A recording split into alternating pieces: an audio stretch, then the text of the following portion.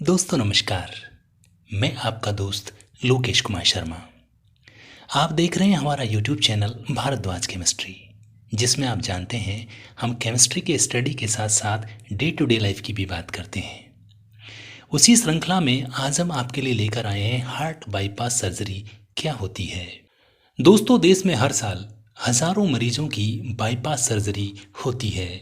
Heart bypass surgery एक surgical प्रक्रिया है जो कि हृदय तक रक्त पहुंचाने वाली एक या एक से ज़्यादा रक्त वाहिकाओं के संकुचित हो जाने के कारण की जाती है। इस सर्जरी में आमतौर पर हृदय में किसी अन्य रक्त वाहिका के भाग का प्रयोग किया जाता है और उसको वापस से ठीक कर दिया जाता है। दोस्तों, इससे होता क्या है, एक नया चैनल बन जाता है जिसके अंदर से रक्त का प्रवाह होता है। दोस्तों, रक्त वाहिका के भाग को ग्राफ्ट बोला जाता है। इसे इस तरीके से लगाया जाता है कि यह प्रभावित रक्त वाहिका के अंदर से गुजरती है। इसी कारण से इसे हार्ट बाईपास सर्जरी बोला जाता है। दोस्तों, अब हम जानते हैं हार्ट बाईपास सर्जरी क्यों की जाती है। देखिए, हार्ट बाईपास सर्जरी एक ऐसी सर्जरी है जो कि हृदय की अवरुद्ध धमनी में एक नया रास्ता बनाने के लिए की जाती है, ताकि हृदय में ऑक्सीजन व रक्त के प्रवाह को सुधारा जा सकता है। दोस्तों, ये कोरोनरी धमनियों मतलब वे धमनियाँ जो आपके हृदय तक ऑक्सीजन युक्त रक्त को पहुँचाती हैं, उनके सकरे या अवरुद्ध हो जाने के कारण ऐसा होता है, जिसके कारण हृदय तक पर्याप्त मात्रा में रक्त प्रवाह नहीं हो पाता है। दोस्तों, इसे coronary artery bypass graft surgery या बाईपास सर्जरी के नाम से भी जाना जाता है। Heart bypass surgery coronary artery disease या कोरोनरी हार्ट डिजीज के मरीजों का इलाज करने के लिए की जाती है। दोस्तों, इस स्थिति में प्लांक नामक पदार्थ कोरोनरी धमनियों के अंदर जमना शुरू हो जाता है। प्लांक एक मोम जैसा पदार्थ होता है जो कि मुख्य तौर पर वसा मतलब चिकने पदार्थ, कैल्शियम और कोलेस्ट्रॉल का बना होता है। वह ये रक्त में पाया जाता है। दोस्तों, समय के साथ ये प्लांक या तो टूट जाता है या फिर सख्त होने लगता है। दोस्तों, सख्त हुआ प्लांक कोरोनरी धमनियों को सकरा और अवरुद्ध कर सकता है, जिसके कारण हृदय तक ऑक्सीजन युक्त रक्त के प्रवाह में कमी आती है।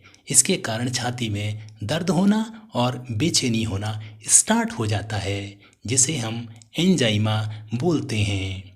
दोस्तों, गंभीर मामलों में इससे दिल का दौरा भी पड़ सकता है। जिन मामलों में प्लांक टूट जाता है तो उनकी सतह पर रक्त के थक्के जमने लगते हैं। यदि ब्लड क्लॉट का आकार बड़ा होता है तो यह कोरोनरी धमनियों में रक्त के प्रवाह को कम कर सकता है। इससे भी हार्ट अटैक आ सकता है। दोस्तों, अब हम जानते हैं हार्ट बाईपास सर्जरी कैसे की जाती है। देखिए, हार्ट बाईपास सर्जरी करने के लिए सर्जनों की पूरी एक टीम होती है, जिसमें सर्जन और नर्स शामिल होते हैं। दोस्तों, सामान्य तौर पर की जाने वाली कोरोनरी आर्टरी बाईपास ग्राफ्टिंग होती है। यह उन मामलों में की जाती है जब एक बड़ी धमनी में से बाईपास बनाना होता है। दोस्तों, सबसे पहले छाती को चीरा लगाकर खोला जाता है ताकि हृदय तक पहुंचा जा सके और हृदय को कुछ समय तक अस्थायी रूप से बंद करने के लिए दवाएं देनी होती हैं। दोस्तों, पूरे शरीर में ऑक्सीजन और रक्त का प्रवाह जारी रखने के लिए हार्ट लंग बाईपास मशीन की ज़रूरत होती है। दोस्तों, सर्जरी के बाद रक्त का प्रवाह ठीक से हो जाता है और हृदय फिर से धड़कने लगता है। जिन मामलों में हृदय अपने आप कार्य करना शुरू नहीं करता है, वहाँ हल्के से इलेक्ट्रिक शॉक देने होते हैं। दोस्तों, मरीज को सुस्ती और नींद लाने के लिए दवाएं दी जाती है ताकि आपको सर्जरी के दौरान बिल्कुल भी दर्द का अनुभव नहीं हो। आपके हृदय तक पहुंचने के लिए दो तरीके से चीरा लगाया जा सकता है। एक चीरा आपकी छाती के बीच वाली हड्डी में लगाया जाता है। अन्य प्रक्रिया में चीरा बाएं निप्पल के नीचे लगाया जाता है, जिसे थोराकोटोमी कहा जाता है।